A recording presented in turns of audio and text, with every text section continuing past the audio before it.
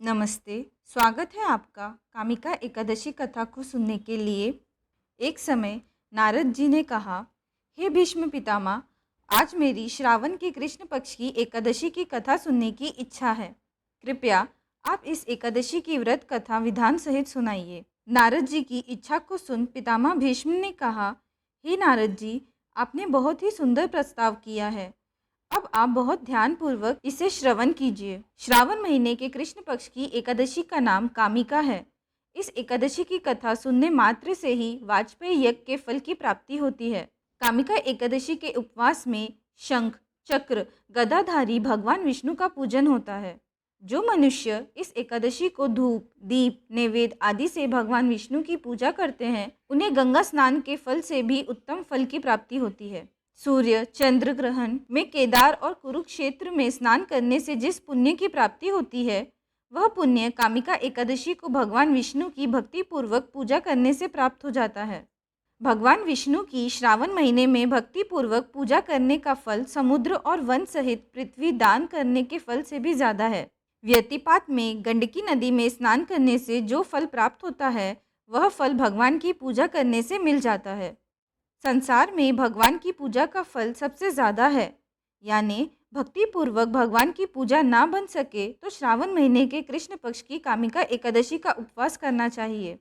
आभूषणों से युक्त बछड़ा सहित गौदान करने से जो फल प्राप्त होता है, वह फल कामिका एकादशी के उपवास से मिल जाता है। जो लोग श्रावण महीने के कृष्ण पक्ष की कामिका एकादशी का उपवास करते हैं तथा भगवान विष्णु का पूजन करते हैं, उनसे सभी देव, नाग, किन्नर, पितृ आदि की पूजा हो जाती है।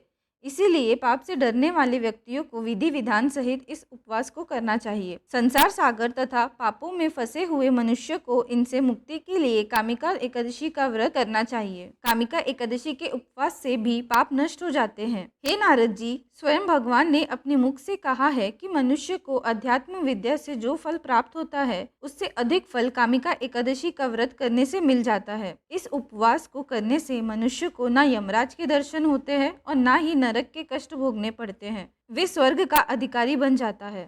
जो मनुष्य इस दिन तुलसी दल से भक्ति पूर्वक भगवान विष्णु का पूजन करते हैं, वे इस संसार सागर में रहते हुए भी इस प्रकार अलग रहते हैं, जिस प्रकार कमल पुष्प जल में रहता हुआ भी जल से अलग रहता है। तुलसी दल से भगवान श्री हरि का पूजन करने का फल 1 भार स्वर्ण और 4 भार चांदी के दान के फल के बराबर है। भगवान विष्णु रत्न, मोती, मणि आदि आभूषणों की अपेक्षा तुलसी दल से अधिक प्रसन्न होते हैं। जो मनुष्य प्रभु का तुलसी दल से पूजन करते हैं, उनके सभी पाप नष्ट हो जाते हैं। हे नारद जी, मैं भगवान की अति प्रिय तुलसी जी को प्रणाम करता हूँ।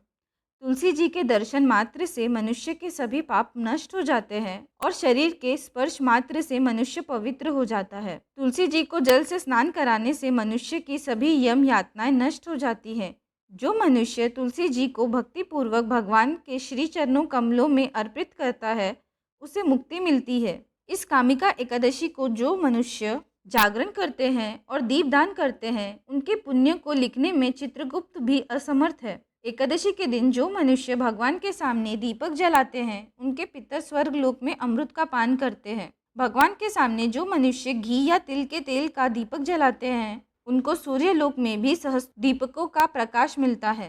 कामिका एकादशी का व्रत प्रत्येक मनुष्य को करना चाहिए। इस व्रत के करने से ब्रह्म हत्या आदि के सभी पाप नष्ट हो जाते हैं और इस लोक में सुख भोगकर प्राणी अंत में विष्णु लोक को जाता है। इस कामिका एकादशी को सुनने मात्र से ही मनुष्य स्वर्ग लोक को प्राप्त करते हैं। कथा का सार कुछ इस प्रकार है। भगवान श्री हरि सर्वोपरि हैं। वे अपने भक्तों की निश्चल भक्ति से सहज ही प्रसन्न हो जाते हैं। तुलसी जी भगवान विष्णु की प्रिय हैं। भगवान श्री हरि हीरे, मोती, सोने, चांदी से इतने प्रसन्न नहीं होते जितनी प्रसन्नता उन्हें तुलसी दल के अर्पण करने पर होती है। कथा यहीं समाप्त होती है।